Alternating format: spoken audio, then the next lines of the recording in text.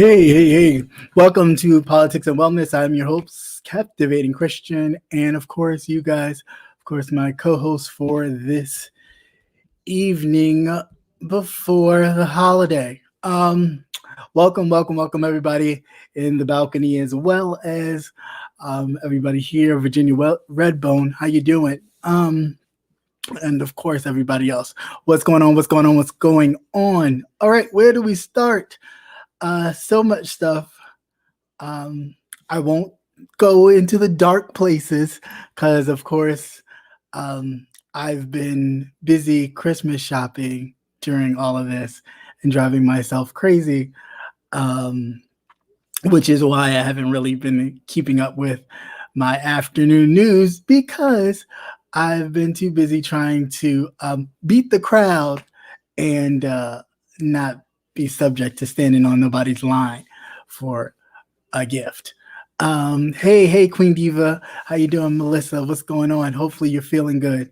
It was on Janice James. How are you?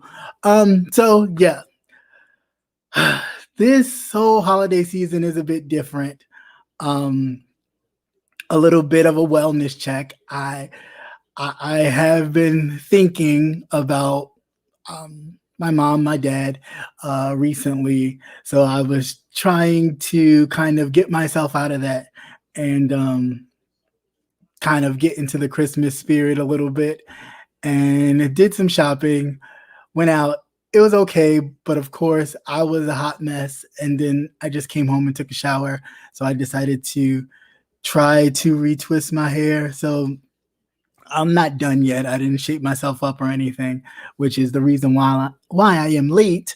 I had to sit under the dryer for a bit, but yeah. So tomorrow or Thursday, whenever you see me next, I will be all shaped up and everything. I do that myself too because I don't go out there. Not for that, but nonetheless, it was an eventful day. I hope everybody has gotten their Christmas shopping out of the way. I've always done Christmas shopping late, last minute. I don't know why. I really don't. I just always do. Other than that, though, it was pretty eventful. Uh, yeah, it was interesting to say the least. Um, yeah, but that's enough about that. Uh, what is wrong with your president? What is wrong with that man? That man is really crazy. So breaking news right before I went live, and I of course put the in my hashtag about Donald Trump uh, and this whole stimulus package, part two, that of course Mitch McConnell agreed to, of course, because he has to win Georgia in order to maintain power in the Senate. So, of course, he would, at this point, he would have to agree to something if he wanted to keep power. So, of course, he agreed to this part two stimulus package, which I think is crap. $600 is not really going to do too much of anything for anyone. But my theory, and you can follow me with this theory. And if you agree, put a one in the chat. If not, you can put a two in the chat. We can agree to disagree. We're grown here. My theory is that the reason why Nancy Pelosi, and I'm not a fan of hers, let me just say that right now. I'm not a total fan of Nancy Pelosi, but my theory is the reason why she agreed to the $600 is so they can blame it on Republicans. That was the only way that the Republican Senate was going to agree on passing this part two stimulus bill, and they were just going to drive that home. Now, why they haven't driven that home yet to people down in Georgia so they can make up their minds and actually flip the Senate, if in fact that's what their goal is beyond me. But again, what do I know? I'm just little old me. But definitely my theory is that she went along with it to then blame it on the Republican Senate, that they would only go for a $600 relief package for the American people, unlike the $1,200 they did the first time. And they're just going to use that now. I'm hoping they tell that to the Georgia voters like tonight, today, tomorrow, and don't wait till these people have to go actually to the polls who have not voted early to decide, because I think that would be a misstep on their part. But again, the Democrats always dragging their feet about stuff, always trying to act like they're on the moral high ground of things instead of just being true and factual to the reality of things. People are suffering.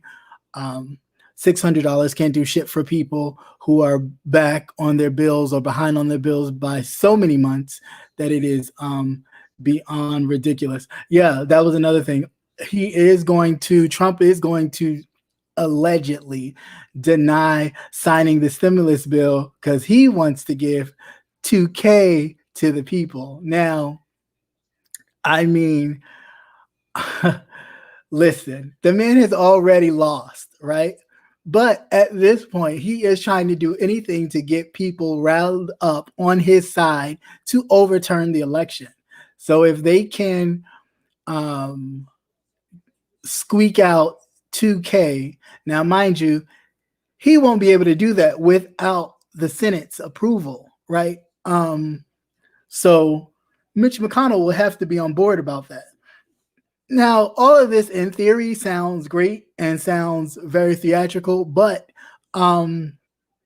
it's really crazy because if we go down this rabbit hole of undermining people's votes, then what is left? Then we basically turned into many other countries that we see on television with regimes that have been in power for years. And then what is left of this United States of America, of the level of democracy that we've all been taught and believe that we had to a degree? I just find it to be really ridiculous. Like the fact that, and it's a lot of people to blame, Republicans and Democrats alike, because for 4 years, Republicans let him do what he wanted to do. Democrats stood back silently and allowed him to do what he wanted to do. And only on certain things kind of went, oh, see, look what the Republicans are doing, instead of calling it out every single time, all the time, regardless. Hey, what's going on the portal? Nice to see you. Hey, what's up, brother Nate? Always great. How you doing? Smart show. What's going on? So that's where my dilemma is with this. It's just when is enough enough? We go through this. We have these moments where this actual Congress that we have on both sides, Senate as well as the House, has just let this man really run amok, and he thinks that he can continue to actually run this way. It's beyond me, and no one is sitting up and saying, all right, enough. Like, we shouldn't have to wait till January 7th for the Senate to formally read off the Electoral College votes and all that kind of stuff for people to go, okay, well, now Joe Biden won for the 13th time. Like, let it go. Can we move on? Can we focus on something else? But I also blame the media too, because they're giving this president every inch of attention that he is craving. He just pardoned 15 people just before I hit the live button. He pardoned 15 people. Most of those 15 people, of course, are the people that have been charged with crimes for lying to Congress, lying to the FBI. They can no longer be charged with any federal crime, but that does not mean that they are out of the woods, because their local state government, if they saw fit, could still charge them with state crimes, and they could still find themselves behind bars. So they can all breathe, a sigh of relief for now. But we don't know what this will bring. So um, I don't know. It's just to me, it's just crazy. And with the amount of people dying, the amount of people out of work, the uncertainty of people's next move, whatever that will be, I think dangling carrots like um, stimulus packages and all that is a bit ridiculous. I definitely do not agree with that. Um, of course, Portal though, $2,000 would sound good to anybody. But we all know the type of person that we're dealing with. We're dealing with a president and a person who will tell you one thing to your face or to the camera, and then once everybody's back in it, he'll lie or take it back, um, or deny it and say the Democrats, da, da, da, I tried to put forth a bill, but the Democrats blocked it. Who knows what this plan is to get him to, well, to get the American people to overturn this election and kind of, say, oh, he won, forget that Joe Biden won. We're just going to let him be president again. That's all this is. So I think that part of it needs to be done with. Yeah, there's definitely problems in both parties, especially a lot of these Republicans need to go, period. But a lot of these old Democrats need to go as well. Like, I understand that, you do need people to kind of hold the fort or to kind of usher in a new generation. But um, a lot of these 80, close to 90-year-old uh, lawmakers, I think, is enough. Because a lot of them, plenty of them, are wealthy. So although they kind of put on the tone of fighting for the underdog or the American people, they have comfortable lives. So a lot of times, when all this going back and forth, and Nancy Pelosi agreeing to the $600, only so Mitch McConnell can sign off on it, and they can push it through to kind of give the American people some relief. It's like the reality of it, though. Some people haven't had any relief since the last stimulus, so $600 won't do nothing. Adding extra money to their food stamps. Okay, so they have all this extra money in food stamps, but no refrigerator to put it in because they don't have a home. So then what purpose is that? It's like you're grabbing for straws here. And I think when we actually usher in real people, real lawmakers who actually worked an actual job, who decided to say, you know what, I don't like the conditions in my neighborhood, in my area, in my state. I'm going to run for a higher office, get in there and really know what the ground looks like, what the groundwork looks like, and do something about it. A lot of these lawmakers are very wealthy.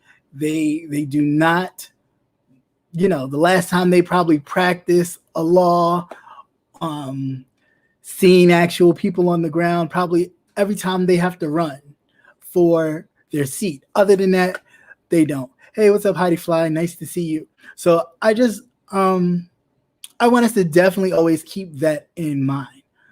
I'm not, ushering for one party than the other, although we know there's faults on both sides.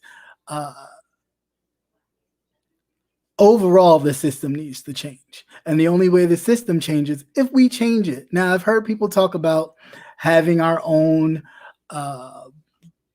party representing Black people and Black issues and all that. And it sounds great. It does. But there's a lot of problems with that. First, age old. You got to be unified with one message before you go to the man, quote unquote, and kind of demand what you want.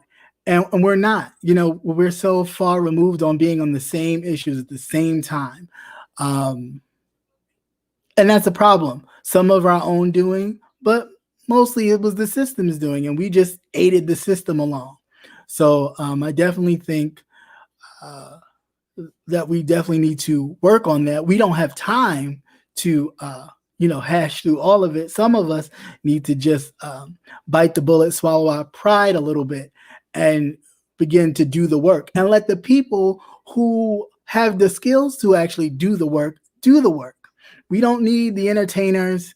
We don't need, the people with their pockets already padded trying to usher in how this new reform party um, that would have our best interests at heart is supposed to look like. I'd rather leave it to the professionals who are actually on the ground making those calls, making those moves, um, than I would an Ice Cube, a Diddy, so on and so forth. Um, Participate, finding any, participate. Use your resources that you have, that you've accumulated, use those and help. But I do not need you trying to um, usher in a change of political reform and you don't know nothing about how the system works. Yeah, that's a problem. And that won't help us, because at the end of the day, you'll be looking at, well, what's in it for me? What am I getting out of this? Um, and we definitely don't have time for that. Um, and that's definitely not what we need. So I don't know. I really don't know what this man is thinking. Like I said, he just pardoned 15 folks. Most of those people were people who were charged with lying to Congress or lying to federal agents about their involvement in his campaign dealings, in the involvement with Russia, and so on and so forth. You have Jared Kushner making shell companies so they can pay Trump family members who were a part of the campaign. It's a lot. It's so much like underhand, crooked kind of robbing Peter to pay Paul the whole time that it's getting to be a bit ridiculous. And I still am lost for words for our own people, those of us that have voted for Trump, not us, but us as in them. Um, and you don't find an issue with him wanting to take away votes that happen to come from your communities that your families still live in. You may not live in them, but your families still do. Um, so it's okay for this president to disenfranchise and the rest of his cronies to disenfranchise your people as long as he gets reelected. It's like, when does this stop? When do we say enough's enough seriously? Um, there's a new strand of this COVID-19 that's supposed to be over in the UK. A lot of scientists are saying that it's already been here. It's supposed to affect children, possibly more so than the first strand.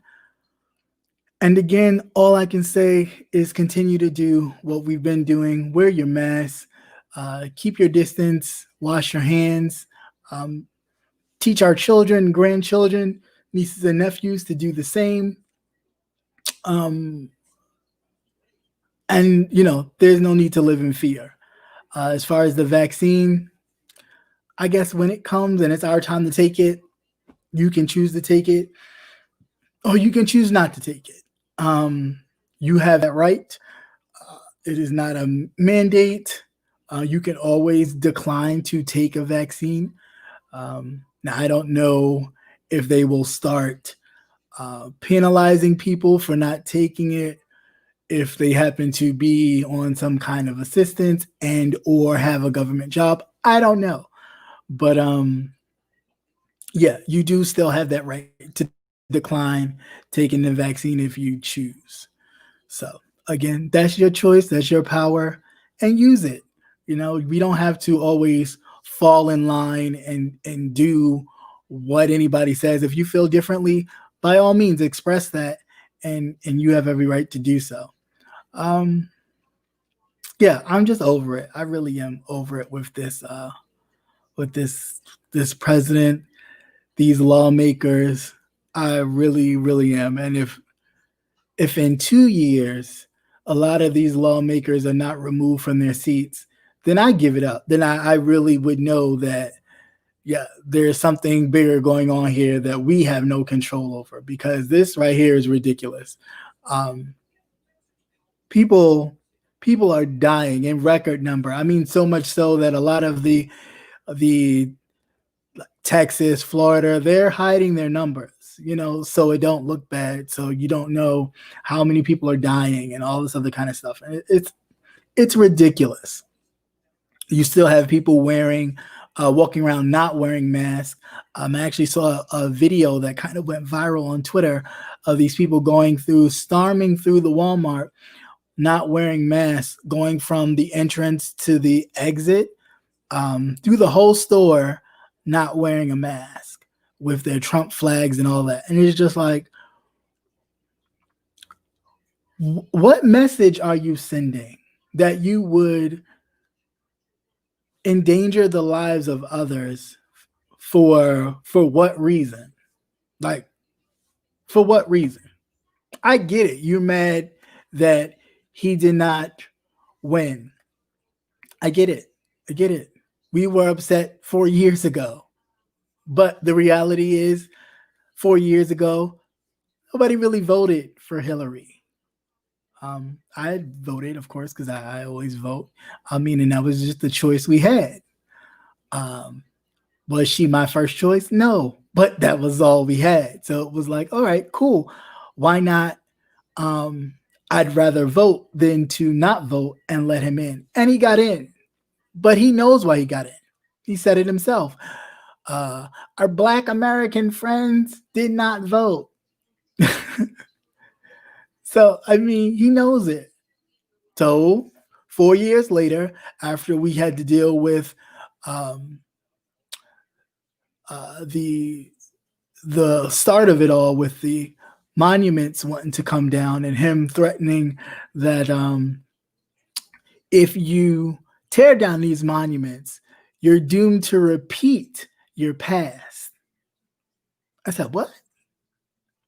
If we tear down monuments of Confederate generals who were for slavery, or rather not to be taxed on their slaves, or have to pay the government taxes for their slaves, because it wasn't even like they were, at the end of the day, for them, it was a business. We weren't even considered human. So it was all about paying the government extra for taxes on what they were making buku money off of.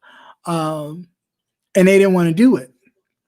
Okay, so then they rallied up, just like now. You rallied up the lowest common denominator who just happens to share your same hue color and say, hey, these people trying to make all these slaves free.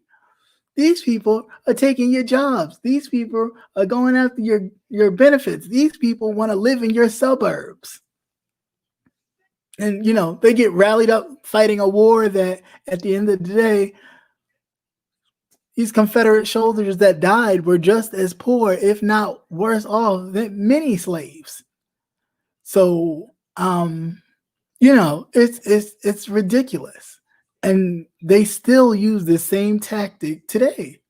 Trump walks around here, oh, they rigged it. They rigged it. People stole the election. They stole it from me.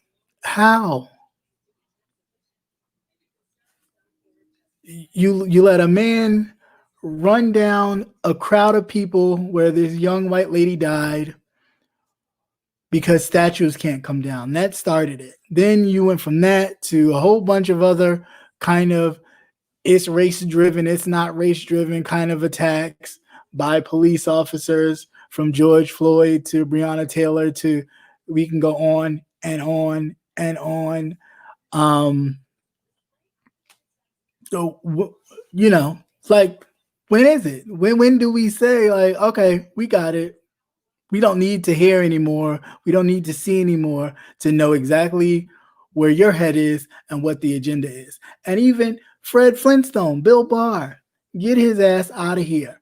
Um, Now he's rebuting everything the president says and saying, no, there's no need to go after Hunter Biden. There's no need to say the election was rigged. There is no evidence of that. Well, where was he 4 years ago? Where was he 3 years ago? Where was he 2 years ago? Where was he just a couple months ago when Robert Mueller did the report for Congress, basically saying that there was wrongdoing by the president and his people during the 2016 campaign? He jumped up and said, nope, nope, there's no wrongdoing in here. They may have done some missteps, but no wrongdoing. So I guess now because he lost, now it's like everybody's trying to abandon ship. But again, we as the voting public should not allow these people to just, wake up one day after their political situations change and think, oh, yeah, I was never a part of that. I never agreed to that. Or this is so far beyond the pale.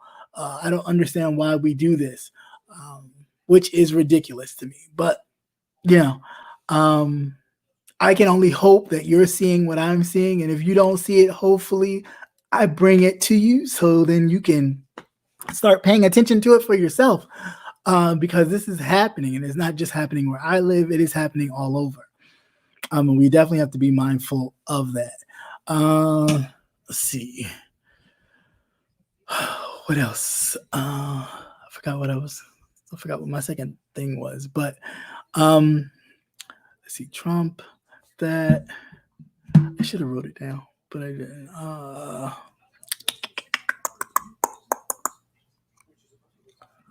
Yeah. Yeah, they are. Everybody's really trying to wash their hands now. And that's the part that is funny to me. It's like, how are you really? Y'all really gonna sit here and act like y'all had nothing to do with these kids in cages, with gutting the civil rights department and the Department of Justice? Like, Bill Barr ran havoc over the Department of Justice. Yeah, we only know him as whatever Trump said do, he went and did. But in his own time, when he wasn't in the news, a lot of civil rights cases of people that were, either killed or beaten or whatever by police officers, Bill Barr dropped a lot of those cases. A lot of that did not get reported because, of course, a lot of the news outlets only report the salacious stuff, the stuff that will get people either fired up or rallied up against or for Trump. But the stuff that really mattered, they didn't really talk about. Yeah, Bill Barr has done a number on the Justice Department. And my hope is, and I know President-elect Joe Biden said that he would not particularly file charges on Donald Trump if he found out that there was any wrongdoing. But I do hope that the Justice Department, independently of the president's decision, decides to, if there is in fact some things going on there, that they in fact look into it and do what they need to do. Hey, Jess, how you doing? What's going on? Not just kids, right, but sterilizing the woman, not even just sterilizing the woman, but raping them. There was a lot of cases of rape with those immigrants, sterilization, all types of stuff. Just all types of stuff. I can imagine the list of things that were going on in a lot of these camps to these men and women that probably won't even get reported on.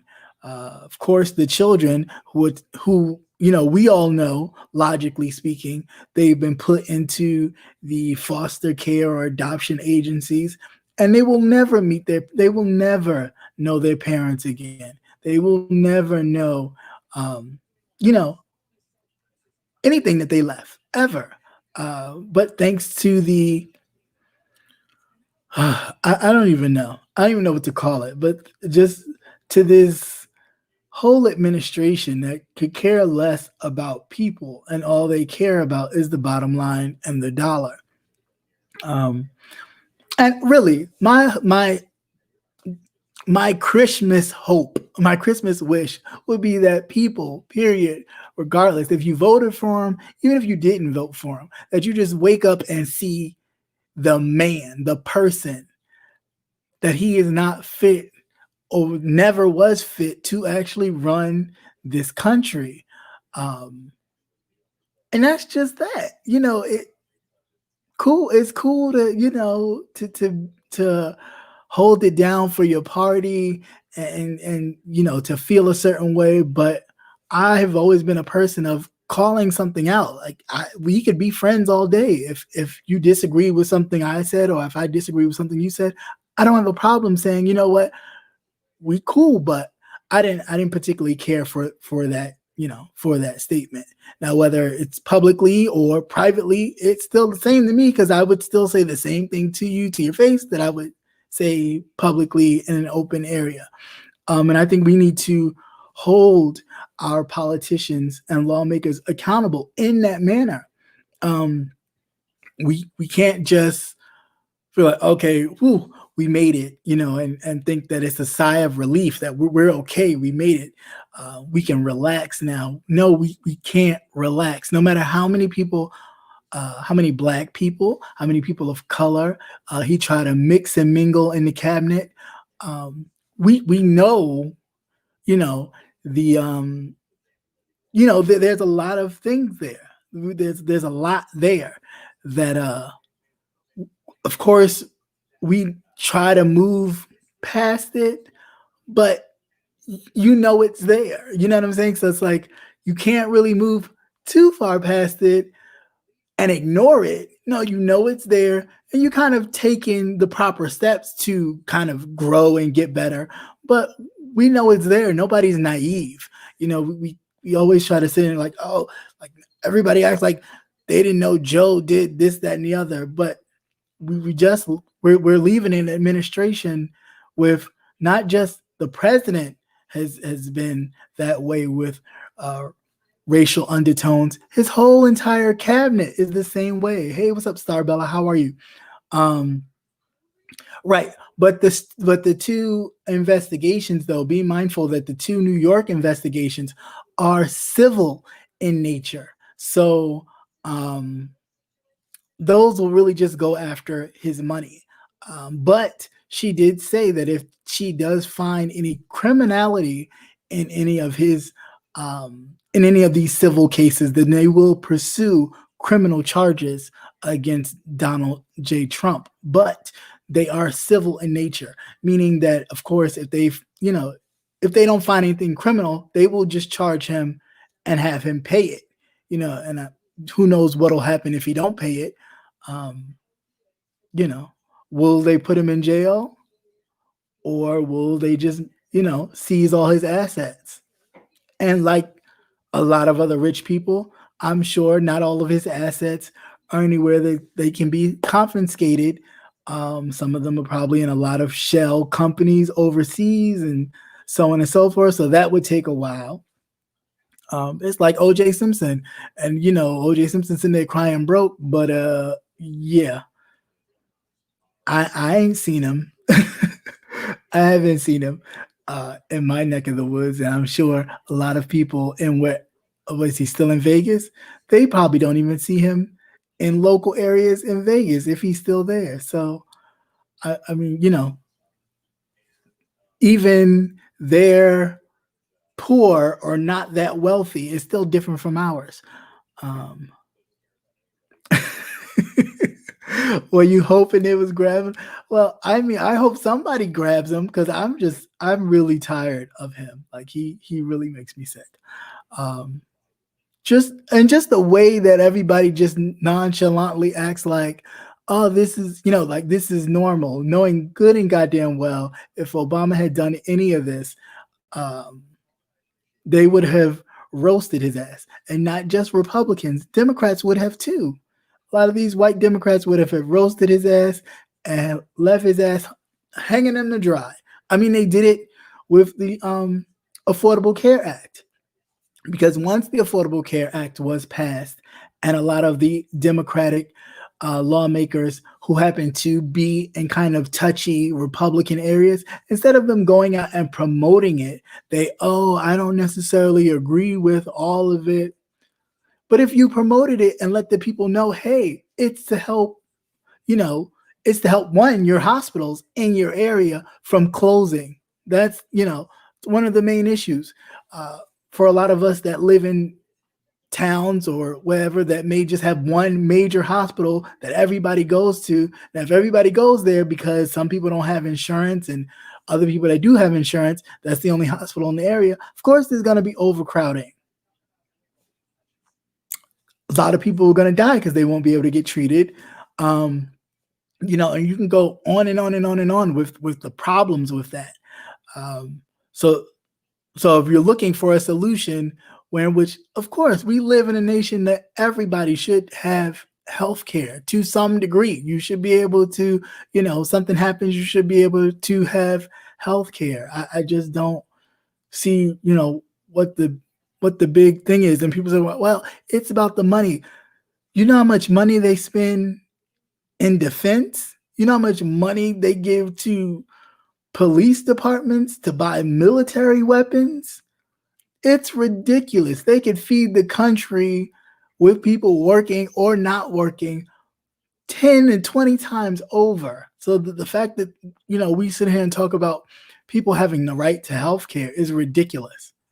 Absolutely ridiculous. Like, really is crazy. But we do. And it's the type of, kind of atmosphere we live in.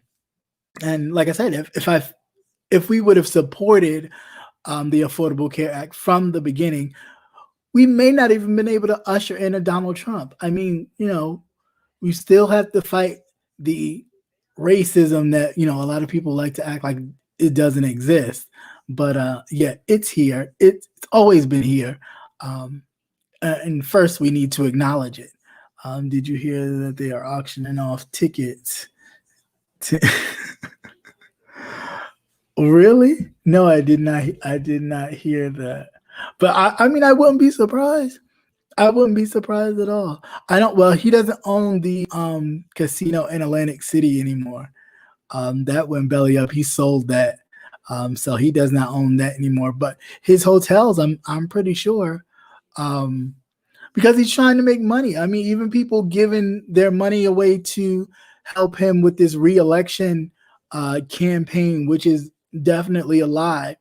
A lot of the money is actually going to Donald Trump's pocket, period.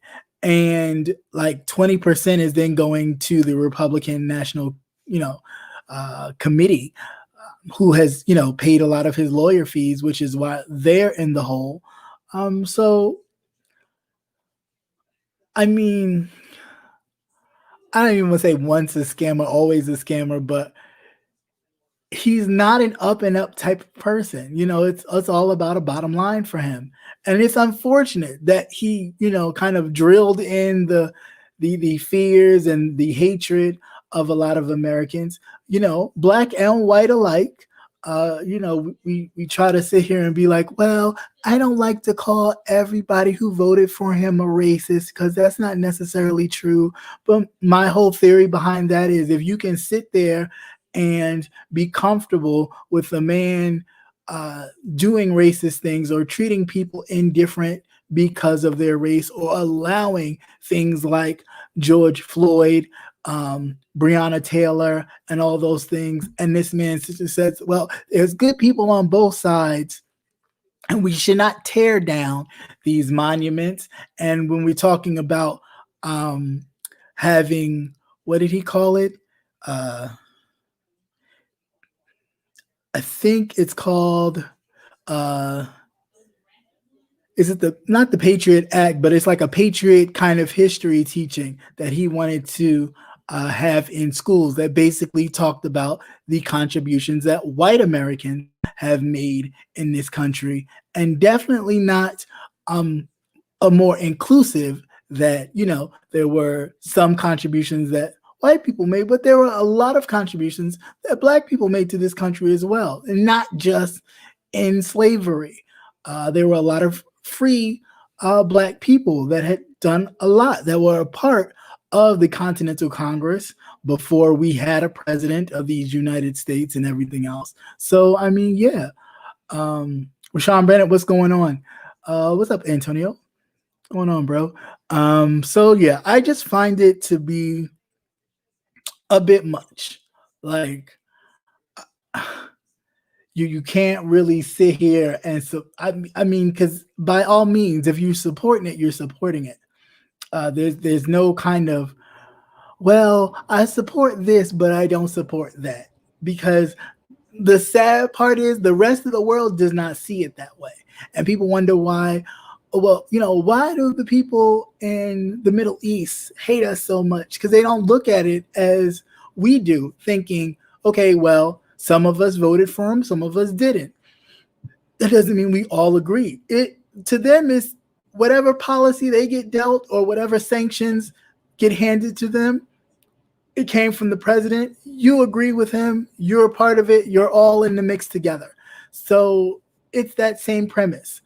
When you can see these things happening from someone that you supported, and you can stand by that and go, well, that's bad, but there is no but.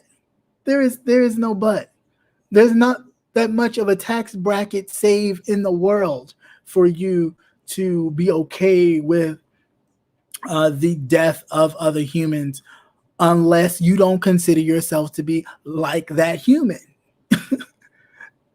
Because the only difference would be your skin color. Other than that, you are human just like that next person.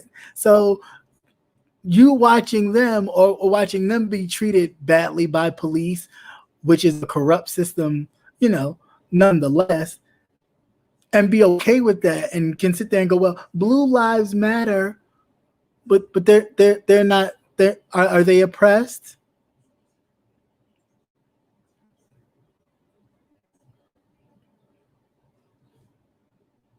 Are they oppressed? Are their lives in jeopardy? I mean, besides the fact that what their job calls for, what they know they were signing up for, when they got the job, or when they, said, okay, this is what I want to do. I want to join the police academy. Besides that, are their lives in jeopardy?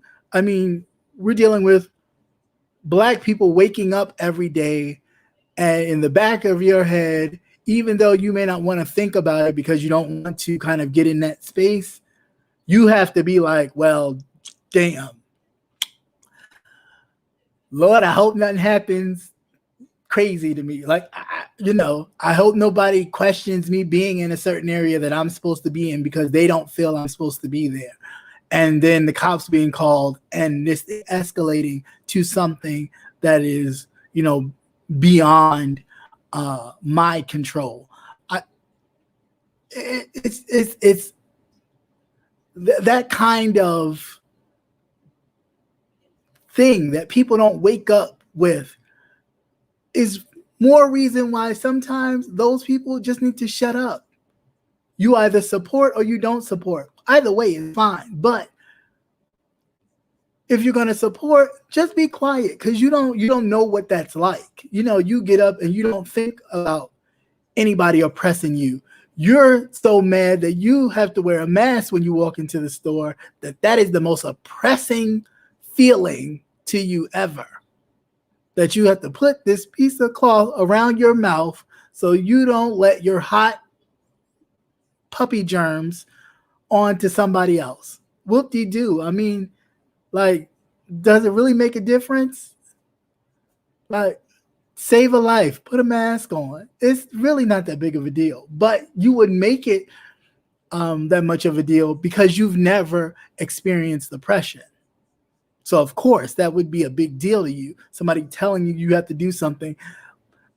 We've, lived our whole lives. We had to do this. We can't wear hair this way. We got to wear it this way. We can't do this. We got to do that. We're only celebrated when we're entertaining you all. And even that comes with a limit. we can't entertain you, but still own our own rights. We can't uh, just be us without kind of being us to where you're comfortable with us being us. The minute you are uncomfortable, then you always have to make sure you say, listen here, um, yeah, you got to give that like that check of I'm here, you're here, know your place. And that's unfortunate. That is really unfortunate. I am it gets to be a bit much. It does get to be a bit much. But I'm proud of people like Dave Chappelle who stand up against the machine. Um, at first I was looking at Monique like, girl, what is you doing? But you know, as other stuff started unfolding, then you get to see like, oh, okay, like I'm with you, but I just thought that there was a different way to go about it. But sometimes, hey, you got to stick your neck out there for people to go, okay, well, what's really going on? And you get to see like, oh, okay, yeah, well, yeah, valid. But at the same time, though, when these things are happening, my issue with them is why not come together and create your own streaming thing to where in which you can then have your own stuff uh, streaming to your audiences. Why is that not um, an option to do? You know, and I think that would be something where in which we could sit there and be like, okay, well, wow, they are really coming together, almost like not we did, but because of course I wasn't there, I'm too young, but back in the 60s and the 50s during Jim Crow, it was a lot of just coming together with your businesses and kind of just working it amongst ourselves. It is not a segregation kind of, I don't want to be a part of anything they have going on, but it is definitely moments where we need to enrich ourselves. We need to enrich ourselves. We need to focus on ourselves for a moment and kind of get back to right. Like we wanted to kind of be accepted so much that we've lost a lot of um, those kind of foundational things that we used to have back in those times. I mean, it's really just like it's really sad. It really is sad. Even Dr. King talked about how his push was just to really just have equality. Like, I don't. I want to just live where I want to live and be fine. I want my children to go to the best schools because I want the best for my children. And I don't care where I am in these United States. If I choose to set up shop here, that's what I want to do. And I want to have the freedom to do that. And, with that, though, comes power. And of course, those who have the power can kind of, oh, well, how are we going to kind of shift and work this to where in which we can give them a little bit, but we can also still retain the power? Of course, we may not like this, but we'll integrate it. And of course, they were able still to maintain that to where and still now school systems are still segregated. There are certain parts of the South that have white schools and black schools. And they may like do a prom together. I saw a documentary where they would do a prom and stuff together. But they really did not like mingle the students at all. And you could see like the white schools had this state of the art stuff in the black schools. The books were, dated. The equipment wasn't the greatest. And it's just like, well, are we moving forward? Or are we taking steps back? Like, I really don't understand. How do I feel about certain white people wearing dreads? I really don't feel a way about it. I mean, granted, people expressing themselves how they choose. Um, I'm not in the Rastafarian faith to like really go deep into that. I wear them because I like them. Um, and true to form, if a person is, knowledgeable and understands, hey, I get it. I wear this because I like it. But I do know it is frowned upon in my workplace, and then that's cool. But what irritates me with people that like to do stuff for trends when they're totally oblivious to the world around them and really don't understand that, hey, there are lawmakers who are pushing for employers to fire people with dreads or with afros, or however you choose to wear your hair that they don't feel is the norm for them. And I think that is now that's ridiculous. It really is crazy. Have you read the book called Your Blues Ain't Like Mine? No, I haven't. It's a fictional account of the Emmett Till story. Oh, really? Okay. I will check that out. I'm gonna highlight that right now. But no, I did not. Yeah, I will definitely check that out. But yeah, it's I don't know. It's just a lot. It's a lot that I'm hoping that 2021 can be different. I know it's going to be a struggle because this year, all I can say is that, as I've been saying, like, all I can think of every time I see 2020 is like vision. And it has really exposed a lot. I mean, granted, I've lost a lot of family members due to COVID and other things this year, quite a bit. But in all that, still, it has shown a lot. Like, it has shown really the underbelly of this nation, the things that a lot of times we overlooked or even felt like, oh, well, brighter days are coming if we just, stay focused, if we just, keep doing the right thing. And, it's funny that we keep, doing these things, almost like insanity. We keep doing these things. We keep trying to, send our children to these elite schools. We keep trying to make sure that we are upright, standing citizens and not, go against the grain of society and all these things. And still you're met with oppression. You're still met with, what, nice try, but you're still not good enough. And it's like, it gets to be too much. It really does get to be too much. Even at times when, you think, well, damn, they elected the first Black president. How you do that? And then you go right back into the same stuff.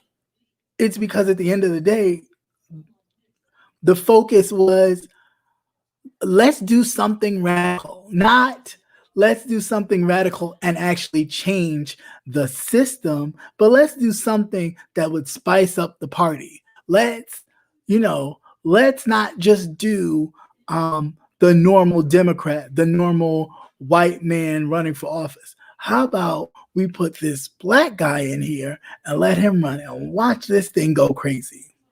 As if it was like a science experiment, which is definitely crazy. Hey, what's up, Anthony? What's going on, brother?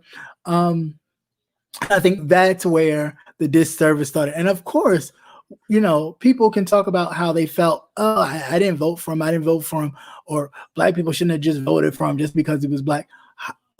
How could you say that to people that have lived through a time where in which that wasn't even thought of? Like, probably you couldn't even say it out loud without the fear of getting lynched or beat half to death about talking about a Black person being in power, let alone the president of the United States. Come on.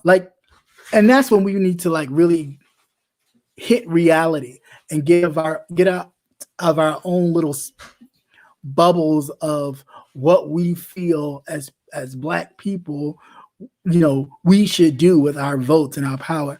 You can't tell someone who has lived through that voting for the first Black person that they would ever see sit in that office means nothing.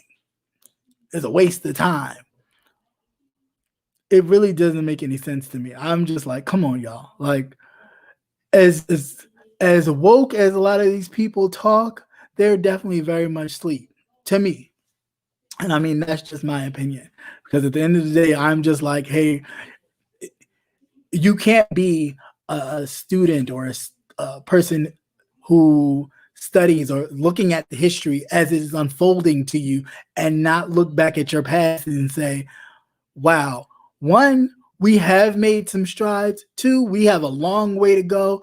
But I cannot fault my grandparents or my great aunts and uncles to see that man and go, you know what? That's my vote, hands down. Like, I'm sure in their lifetime before that moment, they never thought about it. Not once. They may have, somebody may have come close. You had the Shirley Chisholms and Jesse Jacksons.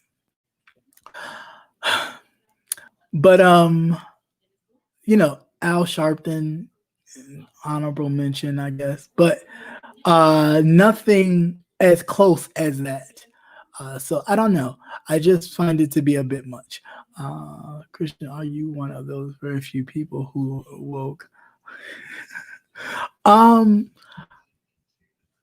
mean, I use the word woke jokingly because people are like, I'm woke, I'm woke. It's just about being aware. First of all, you got to know your history, and a lot of times we like to forego our past and just think everything is all about the future and now. And it's like you can't do that. Because true to form, if you do forget your past, you will repeat it in some form, in some way. Like how we don't really talk about slavery like that, and yet you have now prison incarceration, black folks high as hell, brown folks high as hell, white people not so much. They just replace one with the other. Like, okay, we can't hold you for free for nothing. All right, so now if you commit a crime, we got you. And we can go back and forth with releasing you, bringing you back in, releasing you, bringing you back in. Only a few people actually take it and actually go in there, get their GED or college degree, and come out with a piece of paper. And they make it even harder for you to get a job. And then you wind up, well, what did I do all this for? Might as well just go back in. And you help to continue that cycle. And I'm not saying that it's easy, because Lord knows it's hard. You probably can't even everywhere you go and you say, hey, I did this when I was younger. I'm reformed now. While I was in there, I got my GED. I got a bachelor's degree in this. I'm certified in this. And I'm sure a lot of them go, well, thanks, but you do have this petty theft on here. And it's like, well, I'll be dealing with money. No, I'm dealing with this. So why would it, make a difference at that point? But we can look at society today and see white kids getting guns, killing other people, and their fellow saltines saying, hey, we shouldn't throw that young man's life away. He should run for state office one day. Say what? So we can look at him. Kyle Rittenhouse is his name. We can look at Kyle and say, oh, that's an upstanding young man that made a mistake. He made a mistake. He killed 2 people. Oh, those are mistakes now. Okay. So Dylan Roof killed 9. That was 9 mistakes. This dude killed 2 people. That's 2 mistakes. But yet you have people in jail right now that either had killed someone in self-defense because they were coming out of an abusive relationship and was just defending themselves and their child, still in jail. You have people who even had arguments, and I'm not saying that we're perfect, because we've done a lot of stuff to each other that we need to atone for. And I know, people go, oh, that's just more propaganda when people say black on black crime. But we know it exists. We do know it exists.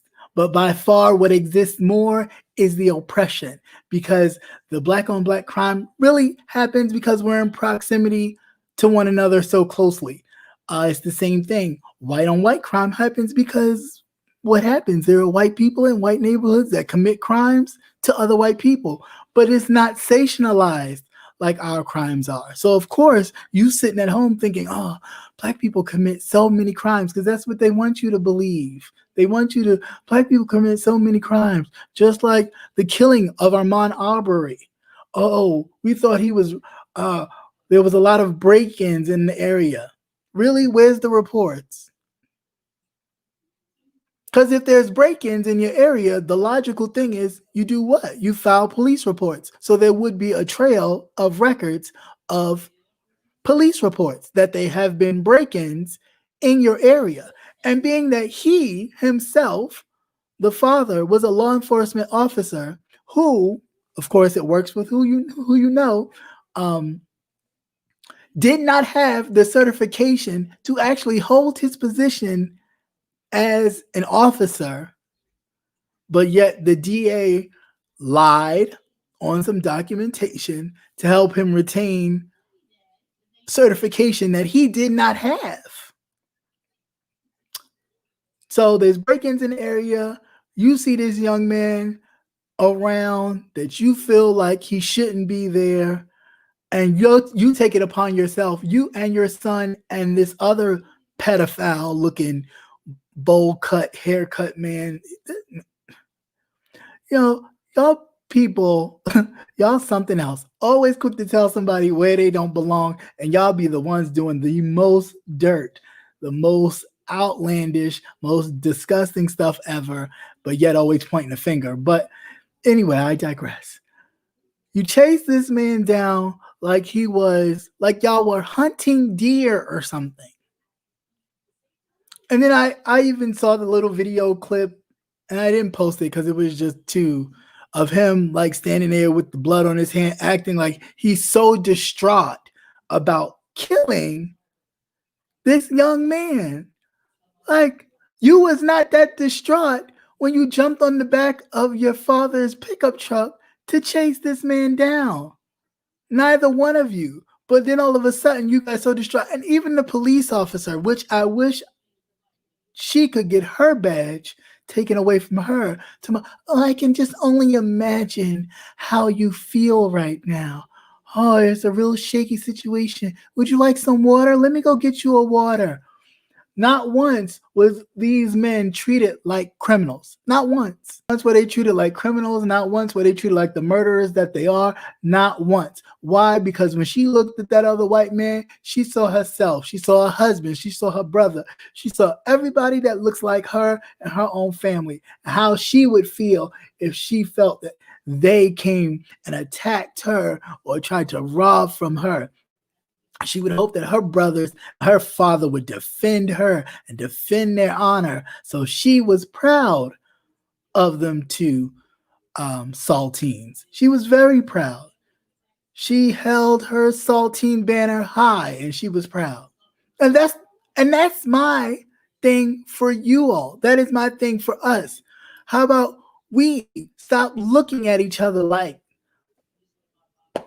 I'm trying to get what you got, instead of just, hey, good job. I may not like you that much, but congratulations. I may not care for how you deal in your situation with whatever you're dealing, but if you're thriving and making it, cool, I'm all for it. Instead of always just quick to attack and tear down. Because again, I'll go back to that. Not once, even in her questioning, asking him about what was going on, how this was going on, she never talked to him in a tone where she was disgusted by his actions. He's got blood all on him, blood on his hands. He's got blood on his shirt. He's got blood all on him. I'm telling you, like they went hunting and he's just sitting around. Oh my God. Oh my God. Oh my God. No, your adrenaline's pumping because you just murdered a man. And now y'all trying to get away with it. And the officer is really just sitting there. Oh, I can only imagine how you feel. I can only imagine. Now let's go back. Few altercations that there have been with black people and officers come into the situation. Do they come into the situation talking about something? Well, yeah, I can understand. Yeah, that can be hard dealing with, your child's mother and she's not. Yeah, that could be a bit. But could you just get in your car, sir? No, man breaking up a fight. They come right on the scene. Don't know who the man is from Adam. Don't know how he was involved. Snatch the man by his shirt, and when he doesn't comply to you to stop because you telling him to stop, you put shots in the man's back. I mean, thank God the man lived, but like, there's a huge difference how they see each other in their crimes and when they commit murders than how when they see us. And that's what we need to wake up and see. That we need not to be looking at each other as you're the enemy, because you're not. At the end of the day, the enemy is a lot larger than we are.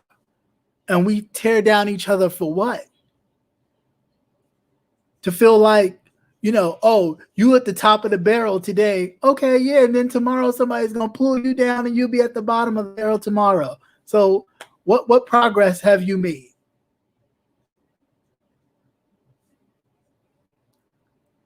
I'll wait. I will wait. So, yeah. I mean, it's just, and of course, this president has killed, mind you, people on death row. How many months? 13 people in 11 months. Yeah, 13 people in 11 months. He's probably going to do 14 or 15 if he can. Not for no reason, though, like not even going through the cases. Totally not even foregoing that. And that's why I say Bill Barr is just as guilty. So don't let him now want to turn around and be like, oh, no, there's no reason to do this. There's no reason to do that. Bill Barr has signed off on so many executions of black and brown men and women. It's ridiculous. It's ridiculous. And those of us who want to be accepted so much that will do anything just to get in the house, because the house gets treated a lot better than the field. Prime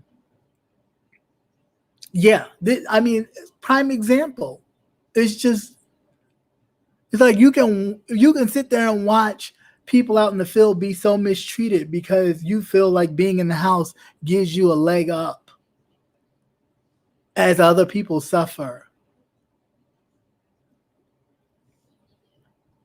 Like, where are we going? Like, where are we headed?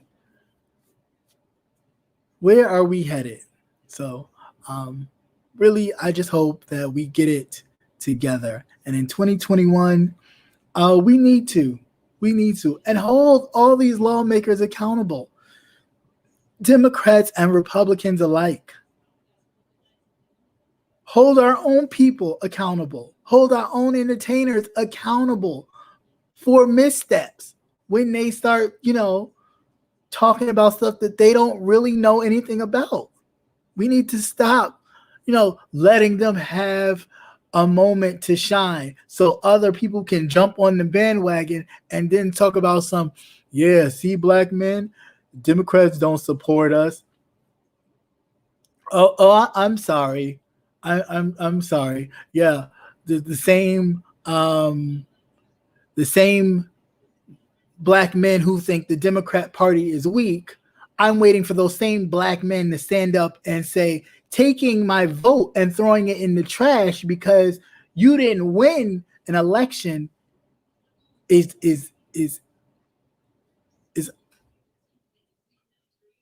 why is that even a thing? Like, I'm really trying to get it. Um, so I don't, yeah, I really don't know. So people, please make your list, check it twice. Um, and you don't have to, it's going to be a little after Christmas to kind of, who's naughty or nice, but that's fine. I just need you to use your power and vote with your interests at heart. And yeah, some elections you may not win and your person may not get in office, but that does not mean you stop.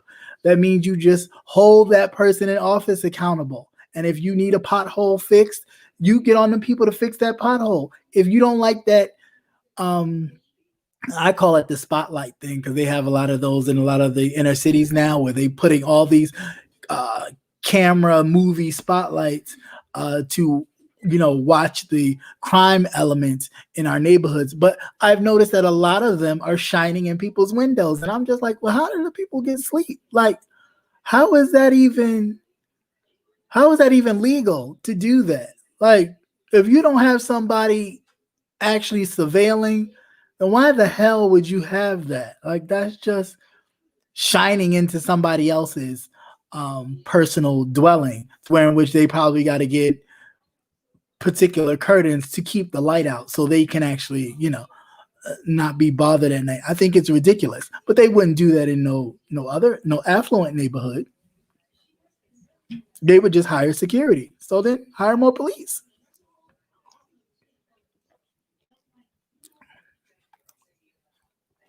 Right. But I mean, but that's exactly it. But understand though, they tried to manipulate the mail-in ballots. That's what Louis DeJoy's purpose was. That's what he was doing the whole time until the post office really went to Congress and the Senate, and whoever leaked the story was like, hey, this is what's happening. They're getting rid of all of the post office boxes. They are tossing them, and they're tossing the machines out.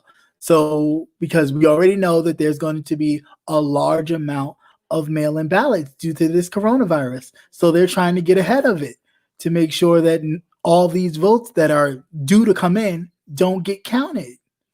And they got busted. So I don't even understand where we like. What are we talking about fraud here?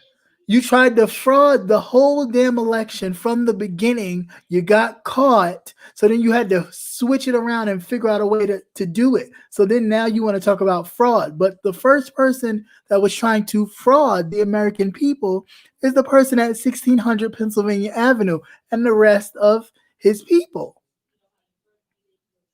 Because if it would have worked and those mail-in ballots wouldn't have made it to the polls before polling time, then what? Then what? So it's just like, enough's enough. Like, stop trying to like not pay attention to actually what is and really focus on the fact that from his inception, from 2016, he has done whatever he could do to cheat. He's grown up that way. So it just person like that does not change and all of a sudden I go from cheating and swindling to now I'm an upright standing citizen. I'm a businessman and I know how to make deals. No, I know how to swindle and cheat and steal. And that's what I do. So I'm going to come to this White House, cheat, swindle, and steal. That's it. We can't sit here and talk about, oh, well, listen, he actually did do some things. What has he done? What has he done? The fact of the matter is, prison reform. He didn't do that. Obama had already had prison reform on the books before he left office. Van Jones, the former CNN dude who kisses Trump's behind so much because he wants a job or wants to be in the spotlight or whatever. Not once did he come out and say, well, that's not actually true. Trump did not create the criminal reform bill. Actually, Obama did because I actually helped design that bill.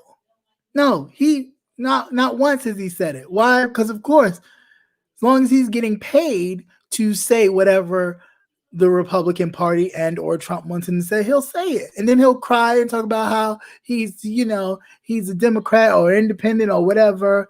And it's all fake. Nobody believes it. Definitely fraud. Like, get out of here.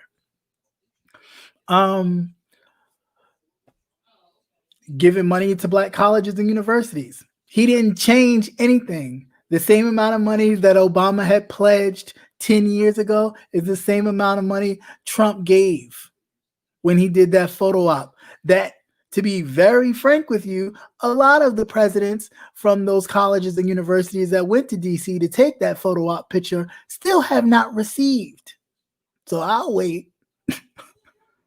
So, I mean, I just, come on, like, we need to, like, stop with it. Did they close the barbershops where you live? No, not that I know of, but I shake myself up. I just haven't. So, but thank you for noticing. Don't you worry about it. By Thursday, it'll be together.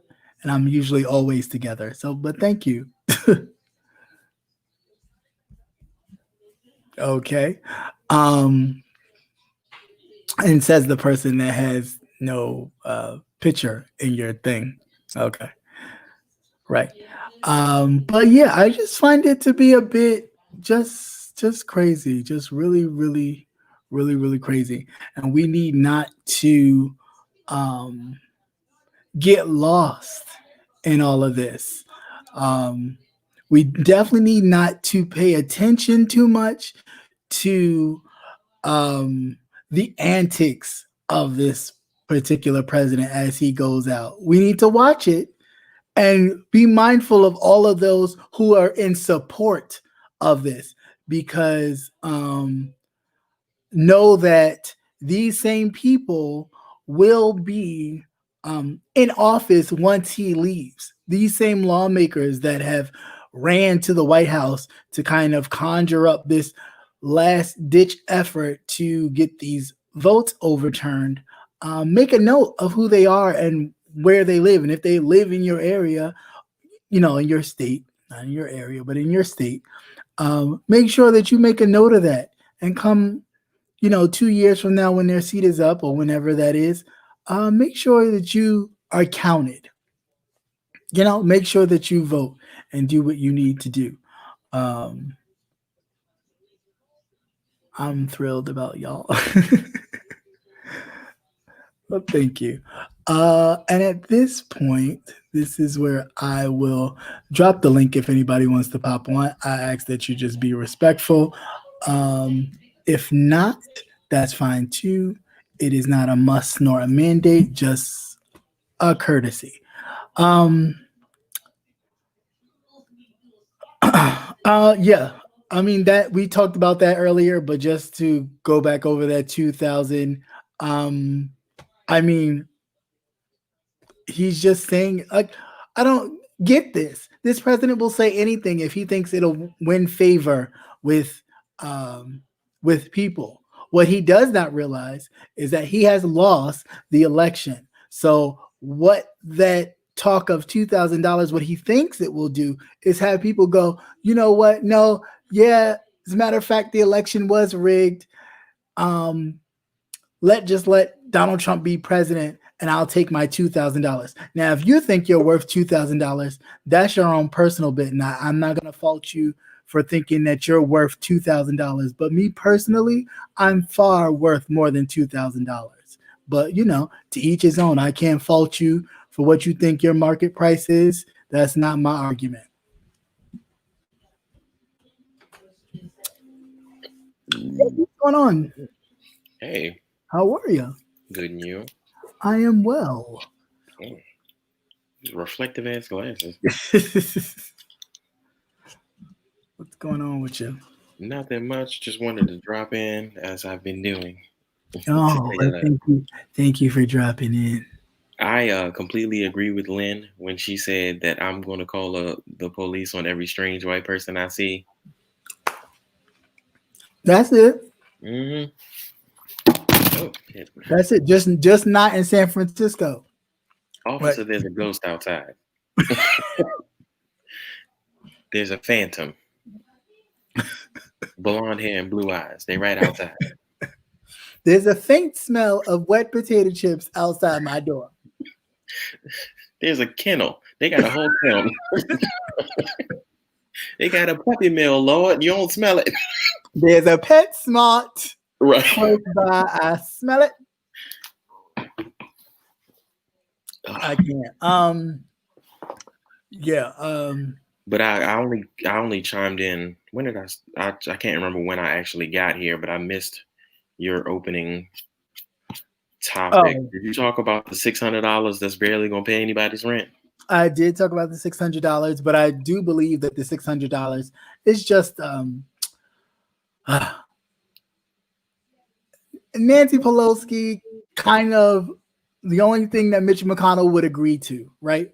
So my theory, of course, just my theory, is that the Democrats are going to kind of use that to be like, see, they only think that you should get $600. This is why the Senate should not be controlled by the Republicans. Mitch McConnell should not have power of the Senate for this reason. Now, why they haven't said this when the runoff is happening, I don't know. Because it's all up to Georgia now. And, although they did not give Trump the election, that does not mean that Brian Kemp will not work his magic, the same magic he used when he was in his gubernatorial race against Stacey Abrams to purge 500,000 voters. Although I give it to Stacey Abrams, she is on it. She's on it. She's making sure, no, Kemp, you not this time, bitch. You won't get me. You won't do it again. But we still have to be vigilant. You know what I'm saying? We still cannot just stand by and just let things go. So I applaud her, but we need to do our part. We need to show up.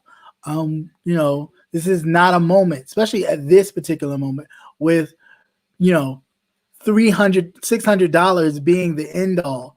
And of course, Biden talked about, once he's elected, he will, push for more.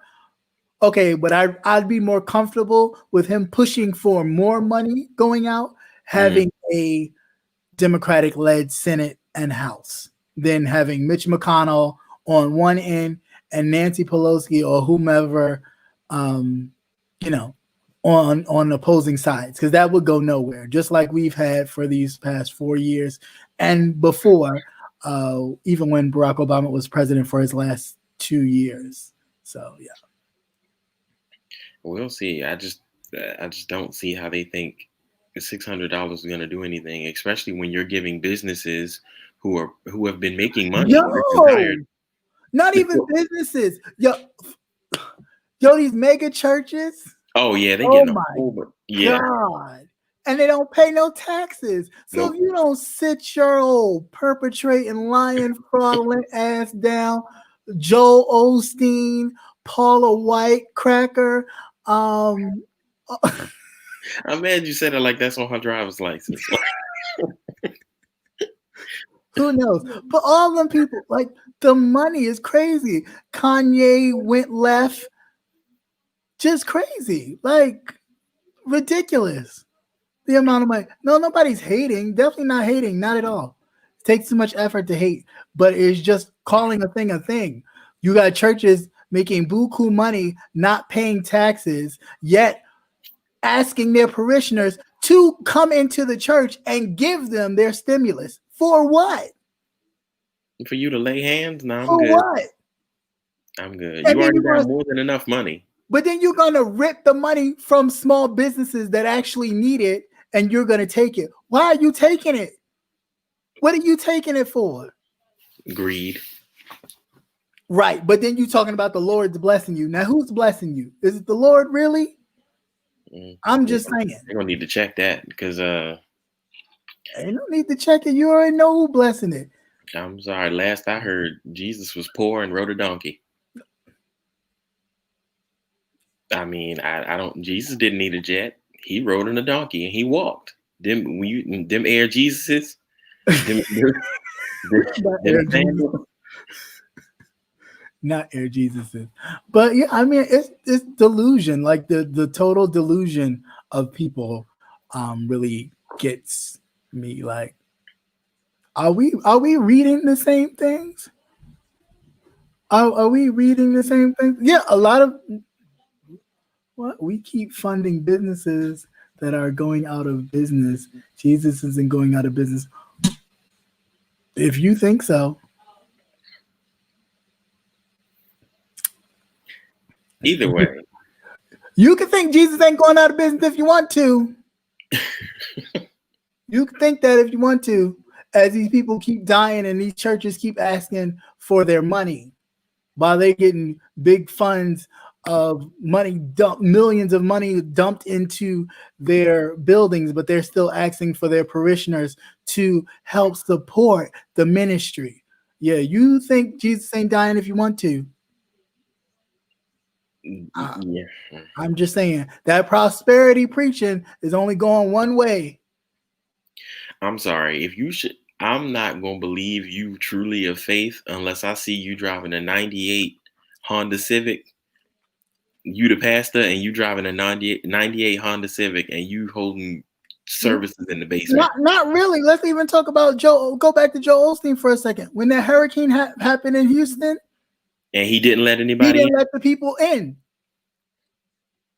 Here you had enough. Your whole thing is the size of a stadium. You had enough to have 3 times the amount of people that was actually in there, 3 and 4 times the amount of people. Ain't let a soul in until it hit the news and yeah. people started like talking about him really hard, and then he let the people. But you can look at you can see the level of disgust on his face. But then that's the same thing you would sit there and say that that's God's house. Well, if it's God's house, then let his people in there. You got to believe in God for that first.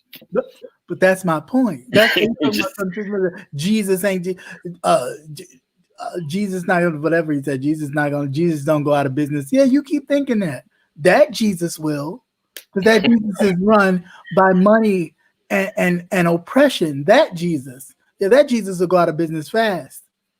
That's the same Jesus that they had what was called the slave Bible, where all of the little passages are just taken out, where we keeping certain ones. They always talk about obeying masters. And wasn't there a king? I can't remember his name. One of the kings like tore apart the Bible just to make it smaller.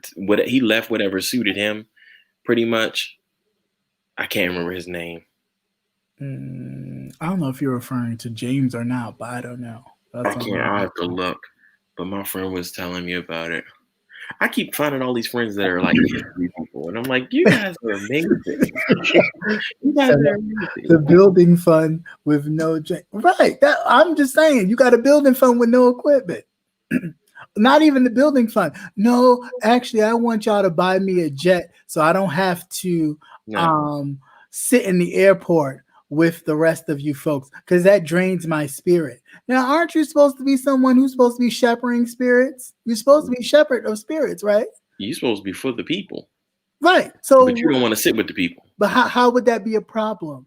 If you're supposed to be saving souls and bringing people to Christ, how would that be a problem with you being in the airport around people and ministering your word?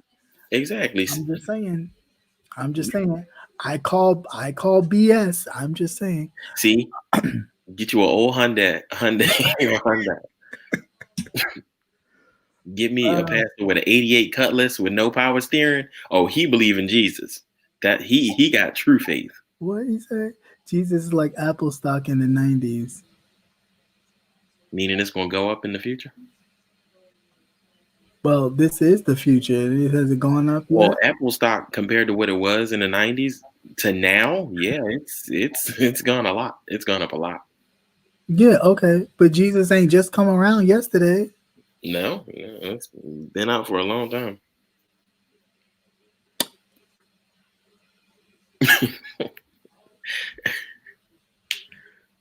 See, no power steering. That's how you know he believe in God. When he drive around with that one arm be strong as hell because he can't turn all the way.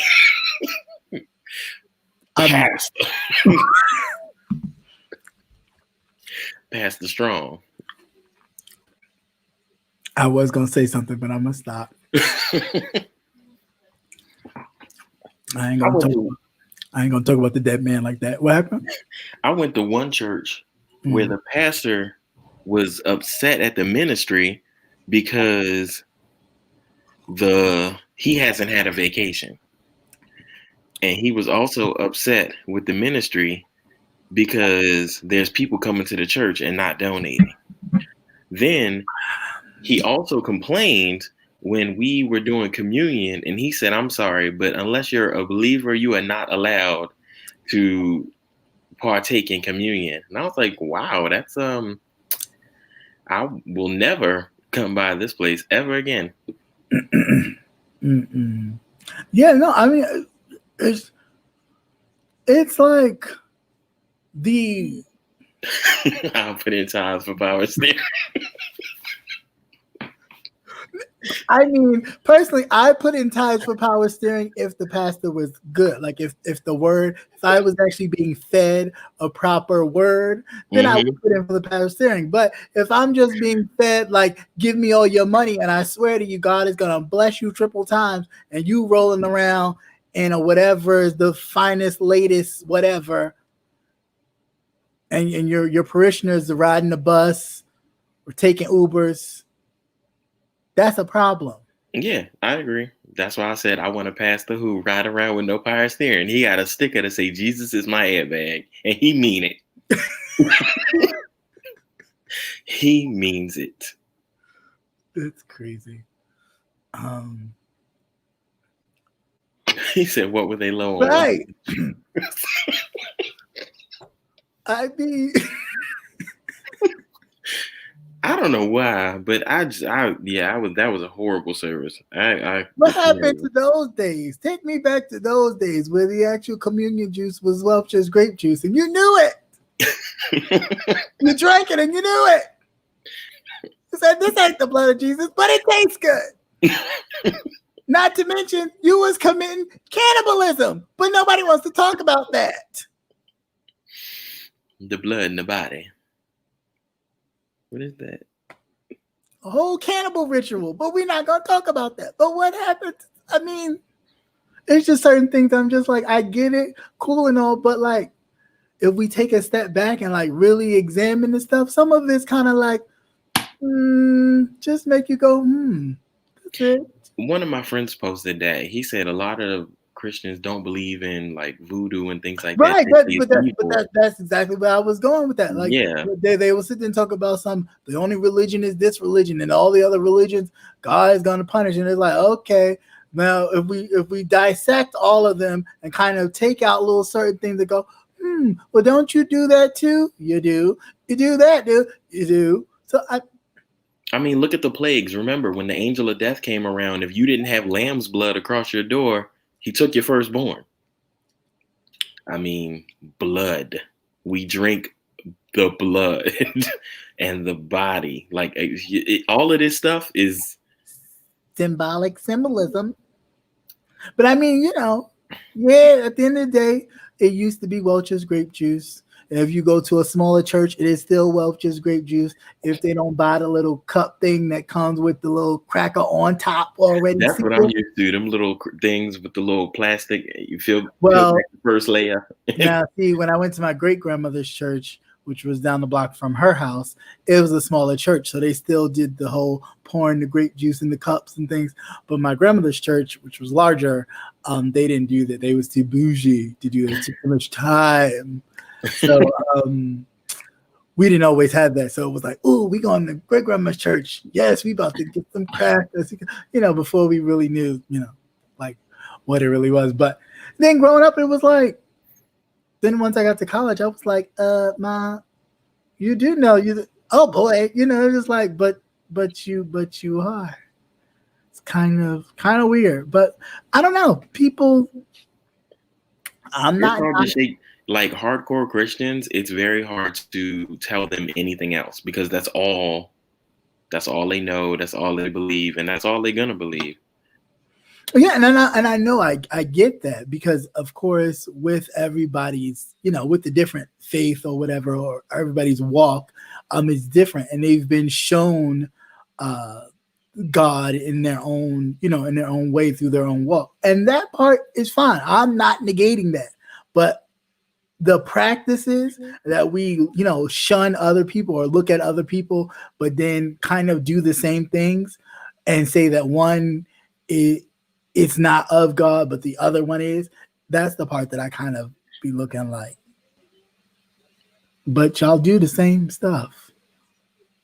What's the difference between catching ancestor spirits and catching the Holy Ghost?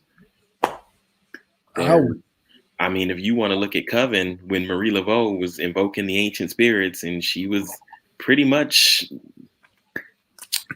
Don't they burn candles in church? They burn candles in church. They burn candles in what's that? The Wiccan stuff or whatever. They burn a lot of sage, incense, all types of stuff. Well, Catholics do that. We don't really do that in the Baptist church, though. I went to a Catholic church a few times because my great aunt was Catholic, and when we did communion. Everybody drank from this one little goblet. One time, that's all it took was the one time. I never forget. I was with my cousin and her mom, and it was me and my twin sister, and we went down to her house for the summer. And she was like, "Oh, we're gonna go to church in the morning." So we like, oh, okay, thinking we were prepared for church, like 3 hours or whatever. And she's like, "Oh, it's over." Well, almost over. We just got to do communion. So at first I got up like, okay. I started walking down the aisle. I said, wait a minute. He had the one cup and he was like, and then wiping it. Yep, exactly. The next person would go. I said, I'm going back to sit down. She said, why? Where you going? I said, did you see they all drinking from the same cup? She said, yeah, that's how they do it here. I said, oh, no, I'm not doing that. And she said, oh, stop it. Don't be like that. No, I'm not doing that. She was like, she told my sister, come on, you want to come? And she looked at me and I looked at her like, don't do that. She was like, no, we're just going to go back and sit down. That's a good choice. No way. I don't do that. Yeah, that was very weird to me. I don't do that. From the same cup. The wafer thing, I didn't mind. Mm-hmm. But then I was looking for the cup because I was like, I saw him put the wafer thing and like they do that whole thing. And I was like, I'm probably going to mess that up. But then I'm like, where's the cup? Or where's the cups? Because I was looking for cups. I was looking for everybody to grab a little cup, take their swig and drop it in the bucket, or, drop it a little waste thing. All I saw was the one cup and the little white rag. He kept wiping. I was like, oh, yeah, I'm going to pass on that. But this was a great, quick 45-minute service. This was great. I love the, get in, get out. It was like going through the drive-through. That I will say, they are very punctual. They are on it. They are on it. I don't have to go to church and have the praise team, lady in the praise team talk about how when she woke up this morning, this wasn't right, that wasn't right, my car didn't start right, my husband was acting up, my gout didn't feel right, but thank God I'm here.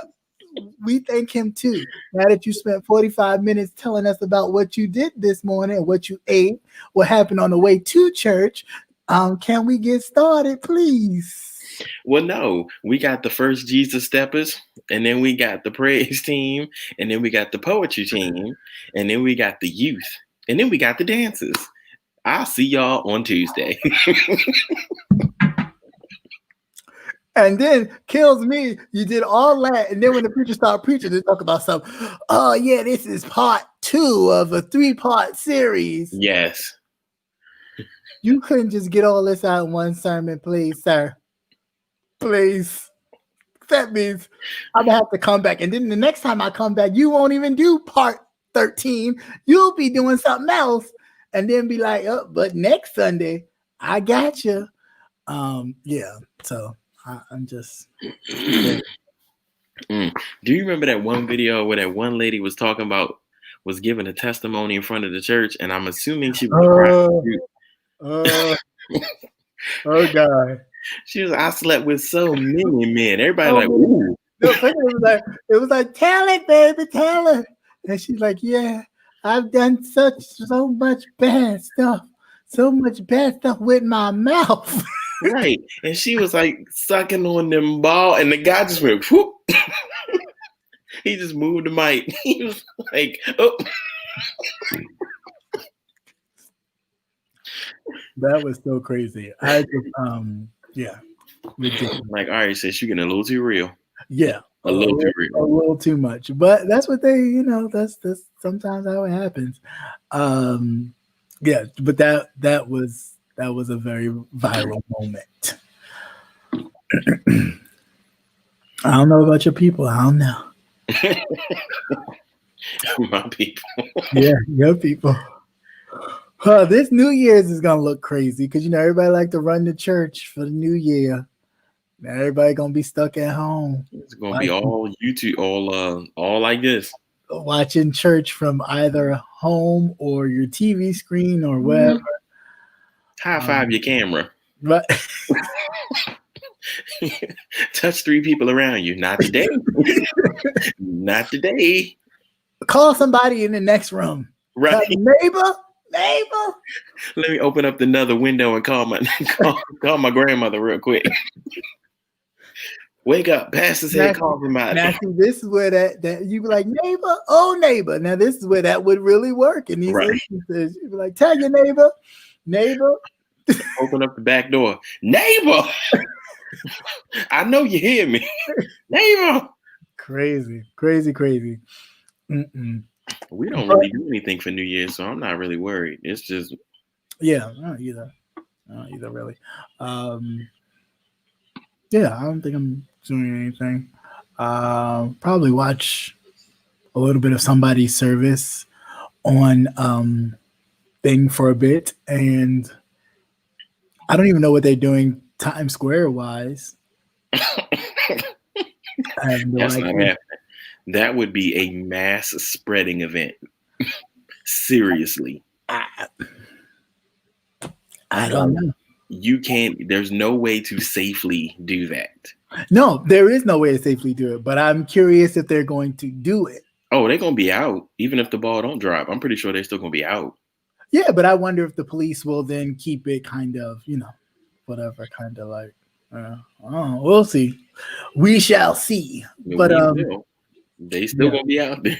But I definitely think I'm going to do, because I know in New York, they do like a honeymooners kind of marathon. So I found that on Prime. So I figure I'll do that. So I'll feel like I'm home.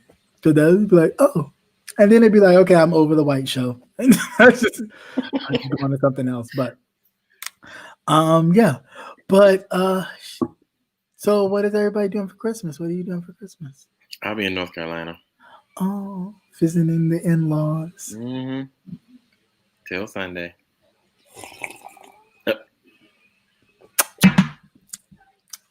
Not the sip. Don't sit too long on that plastic, you'll get stuck. Your thigh high parts to be not the hind parts. Peeling yourself off. Oh, my aunt had them freaking plastic. I don't think you meant this aunt, but Aunt Lena had them plastic. You fall asleep, you wake up, lips be chapped. Right? Face be stuck. Oh, be hot as hell.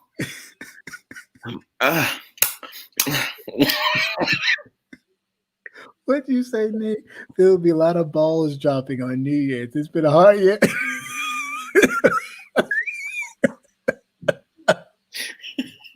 I can't with you.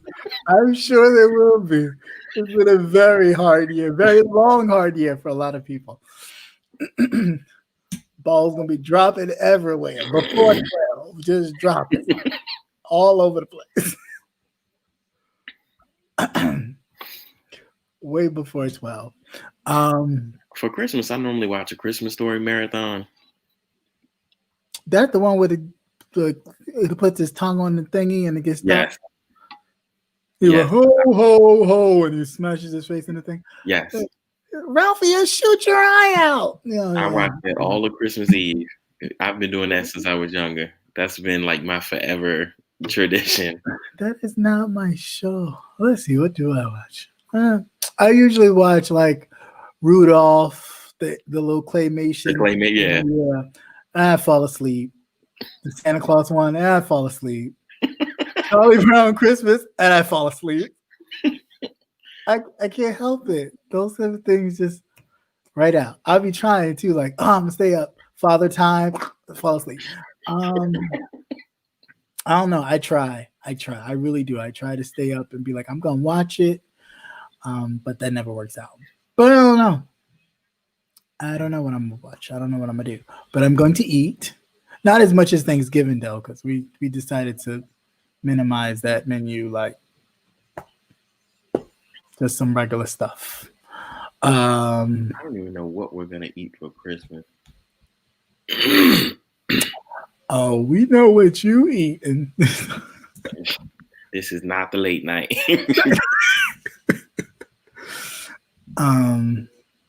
Oh my gosh. When I was growing up, we never had Christmas dinner because we were too busy playing with our toys and stuff. We ain't worried about no food.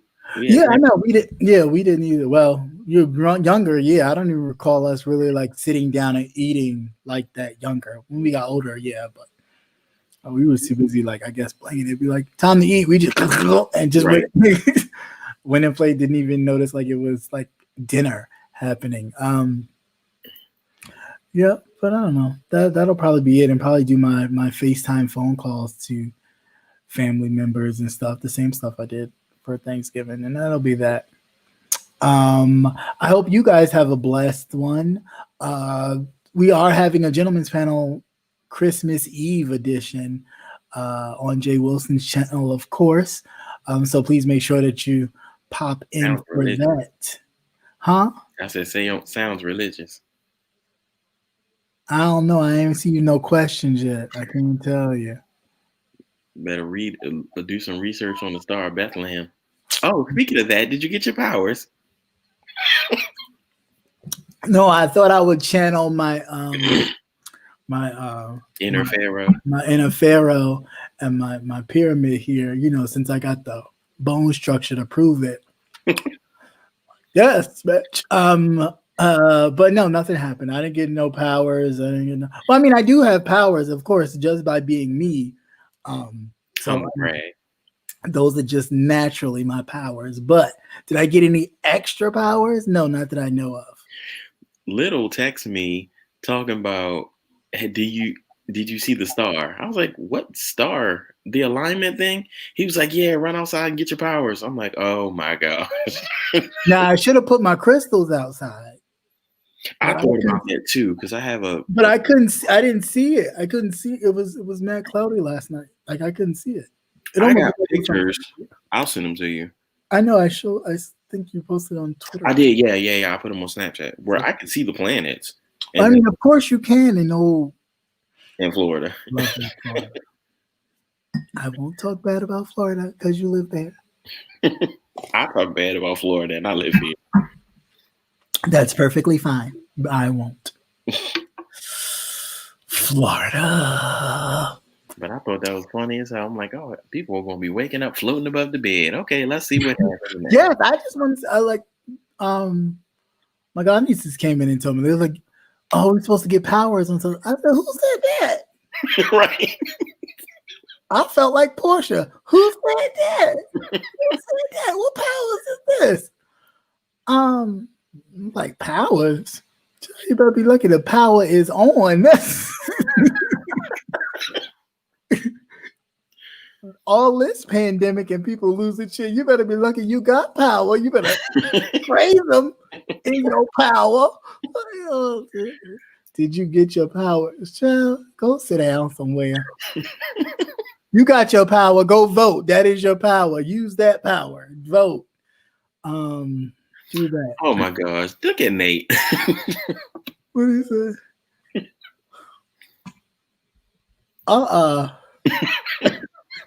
I can't. You have all of the power right in your hand and somewhere else. Well, I mean, you know, some people ain't even got that. They can't. Some people's powers are very limited, short. Quick shot powers, just pew. Mountain top. Rabbit power, just. Not okay, He-Man. Man, right. I have the power. By the power of Grayskull. Yeah, that's the problem. They be talking about they got the power looking like Grayskull. The hell? Oh, you look a hot mess. Get out of here. Yep. Oh, you know. I'm gonna... Who? Oh.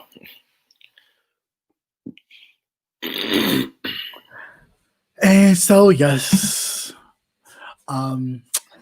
In closing, I hope everyone has a blessed Merry Christmas, Happy Holidays, Hanukkah, Kwanzaa, all that good stuff. Happy powers. Yeah, happy powers. My hope is that we all are thankful for the gifts that we do have. And if this year hasn't taught us anything, but to be grateful for the gift that we have, or the gifts that we have. Yeah. And that is my hope and prayer for you all, that we have a safe and healthy Christmas and New Year. But you should see me pop up. I may do some new stuff off and on, trying to pick out some good stuff and not be too heavy with the other stuff. Although if I think it's important enough that you should know it, I'll just bite the bullet and put it out there. But I'll try to look for a little more uplifting stuff. And it might just be some entertainment stuff, you know, even though I don't really dibble and dabble in that. But that seems about the only thing a little uplifting nowadays. Everything else be like, death here, death there. You be like, oh, damn. You're not wrong. I'm just saying. So it's hard to kind of shift through that. But I will, for the holidays, to kind of lighten it up a little bit if I can. So be on the lookout for that. Thank you all for your support through this year and beyond. Thank you, Antonio, for just, you know, being you. Thank you. Whatever. To my moderators, thank you so much. Just Jess, Brother Nate, Haitian Queen, otherwise known as Haitian Princess, and Tanari K. Thank you guys for all that you do, all of your emails and articles, and just keeping me abreast of anything and everything that is going on, books, articles, everything. Thank you guys so much. When they're doing another nightcap, I don't know. We were supposed to do one, and then stuff happened, so then I had to postpone it. But I don't know if we're going to do one Christmas Eve, being that you're going to be away. Yeah, I'll be in North Carolina. My laptop will be here. Yeah. So no. I don't know. Sometime soon. If not, maybe New Year's Eve-ish, maybe. I don't know. I was thinking about that. New Year's Eve is that Thursday. And New Year's Day is Friday. Friday. I don't know. We'll see. Yeah. So we'll keep you posted. But other than that, guys, have a blessed one. Be safe. I love you all. You know, those who support and those who don't support. Thank you for even the click and the view, whatever you want to call it. And until next time, America, peace out.